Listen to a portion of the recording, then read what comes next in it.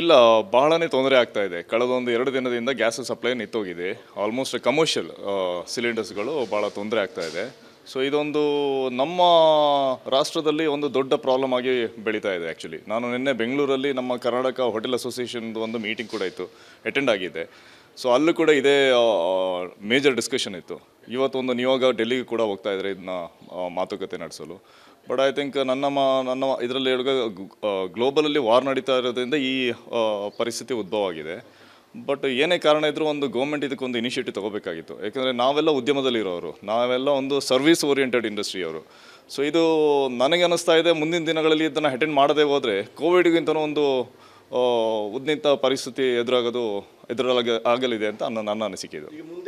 ಈಗ ಏನಾಗುತ್ತೆ ಅಂದರೆ ಆಲ್ಟರ್ನೇಟಿವ್ ಅರೇಂಜ್ಮೆಂಟೇ ಇಲ್ಲ ನಮಗೆ. ಒಂದು ನಾವು ರೆಸಿಡೆನ್ಷಿಯಲ್ ಗ್ಯಾಸ್ ಯೂಸ್ ಮಾಡೋಂಗಿಲ್ಲ, ಇಲ್ಲೀಗಲ್ ಅದು ಮಾಡಲಿಕ್ಕೂ ಆಗೋದಿಲ್ಲ. ಯಾಕೆಂದರೆ ಅದು ಸಪ್ಲೈ ಕಡೆ ಕುಂಠಿತ ಆಗ್ತಾ ಬರುತ್ತೆ. ಸೆಕೆಂಡ್ ನಾವು ಕರೆಂಟಲ್ಲಿ ಮಾಡಬೇಕಾಗುತ್ತೆ. ಕರೆಂಟಲ್ಲಿ ಮಾಡಬೇಕಾದ್ರೆ ಆ ಎಕ್ವಿಪ್ಮೆಂಟ್ಸ್ ನಾವು ಅಡಾಪ್ಟ್ ಮಾಡಲಿಲ್ಲ. ಯಾಕೆಂದರೆ ಆಲ್ ಆಫ್ ಸಡನ್ ಅದನ್ನ ಅಡಾಪ್ಟ್ ಮಾಡೋಕ್ಕೂ ಕೂಡ ಭಾಳ ಕಷ್ಟ ಆಗುತ್ತೆ, ವೆರಿ ಎಕ್ಸ್ಪೆನ್ಸಿವ್. ಥರ್ಡ್ ಏನಾಗುತ್ತೆ, ಇಲ್ಲಾಂದರೆ ಫೈರ್ವುಡಲ್ಲಿ ಮಾಡಬೇಕಾಗುತ್ತೆ. ಫೈರ್ವುಡ್ ಕೂಡ ಅದಕ್ಕೆ ಸಪ್ರೇಟಾಗಿ ಸಿಸ್ಟಮ್ ಕ್ರಿಯೇಟ್ ಮಾಡಬೇಕಾಗುತ್ತೆ, ಅದನ್ನು ಕೂಡ ಭಾಳ ಕಷ್ಟಕರ ಆಗುತ್ತೆ. ಇನ್ನು ನೆಕ್ಸ್ಟ್ ಆಪ್ಷನ್ ಏನಂದರೆ, ನಾವು ಏನು ಸಪ್ಲೈ ಮಾಡ್ತೀವಿ ಅದರಲ್ಲಿ ನಾವು ಕಟ್ ಮಾಡ್ತಾ ಬರಬೇಕು. ಅಂದರೆ 50% 70% ಮಾತ್ರ ಮೆನುವಲ್ಲಿ ಏನೋ ಐಟಮ್ ಇದೆ ಅದನ್ನ ಕೊಡುವಂಥ ವ್ಯವಸ್ಥೆ ಮಾಡಬೇಕಾಗುತ್ತೆ. ಬಟ್ ಇದೊಂದು ಶಾರ್ಟ್ ಟರ್ಮ್ ಇದು ಪ್ಲ್ಯಾನಿಂಗ್ ಇದು. ಅದು ಲಾಂಗ್ ಟರ್ಮಲ್ಲಿ ಯಾವುದು ವರ್ಕ್ ಆಗೋಲ್ಲ. ಇಲ್ಲಾಂದರೆ ಈಗಾಗಲೇ ನಿನ್ನೆ ಮಾತಾಡ್ತಾ ಇದ್ದರೆ ಒಂದು 50%ಗಿಂತ ಅಧಿಕ ಹೋಟೆಲ್ಗಳು ಕ್ಲೋಸ್ ಮಾಡ್ತಾರೆ ಅಂತ.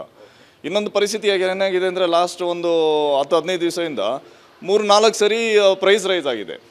ಆಲ್ಮೋಸ್ಟ್ ಡಬಲ್ ಆಗಿದೆ ಈಗ ಪ್ರೈಸು. ಆ ಪ್ರೈಸಲ್ಲಿ ನಾವು ಹೋಟೆಲ್ ಉದ್ಯಮ ನಡೆಸಲು ಭಾಳ ಕಷ್ಟ ಆಗುತ್ತೆ.